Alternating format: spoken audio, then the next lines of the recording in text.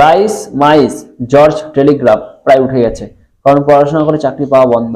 হয় অস্থায়ী চাকরি, নয়তো 15 থেকে 20 লক্ষ টাকা ঘুষ চাকরি।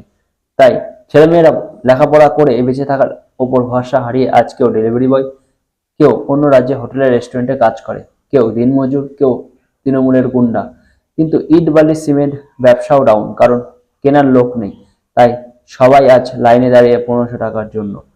সরকার গত 15 বছর স্থায়ী ডাক্তার, অধ্যাপক ইত্যাদি নেয়নি।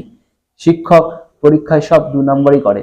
পুলিশ, দমকল ইত্যাদি খুব কম স্থায়ী কর্মী সার্ভিসে লোক নেওয়া হয়।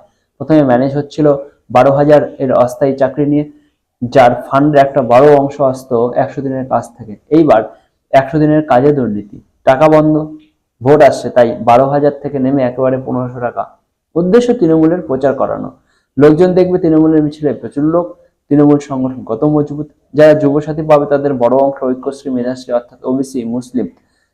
মহিলারা প্রায় বাদ, কারণ 2,15,00,000 লক্ষ্মী ভান্ডার প্রাপ্ত বাদ গেছে। এইবার পাটনায় আসুন। রাইস মাইস জর্জ টেলিগ্রাফের মতো ইনস্টিটিউটের বিজ্ঞাপনে কয়েকশো দেখতে পাবেন শুধু স্টেশন রোডে, রাস্তায় রাস্তায় সরকারি চাকরির বিজ্ঞাপন। অথচ এমন লাইন আপনি পাটনা, কানপুর, গয়া, লখনৌ, রাঁচি, জামশেদপুর, ভোপালে, ইন্দোর, আগরতলা, গুয়াহাটি কোথাও পাবেন না, যেখানে রাইস মাইসের মতো ইনস্টিটিউট রমরম করে চলছে। কারণ সেখানে অনলাইন চাকরির জন্য দরখাস্ত করে ছেলেমেয়েরা। তাহলে কেন এইভাবে লাইন দাঁড় করানো আমাদের রাজ্যে?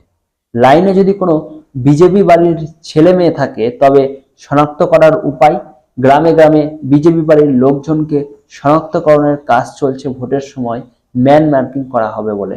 সেখানেও দাদারা লাইনে ম্যান মার্কিং করবেন অনলাইন না করার আরো একটা কারণ, যারা অন্য রাজ্যে তারা যাতে দরখাস্ত না করতে পারে। এদের দিয়ে তো ভোটের প্রচার বা ভোট লুট করানো যাবে না। আর একটা প্রশ্ন, যার বয়স 2011-তে 26 ছিল, আজ 41, তারা কোথায় যাবে? তারা তো আর যুবসাথী পাবে না।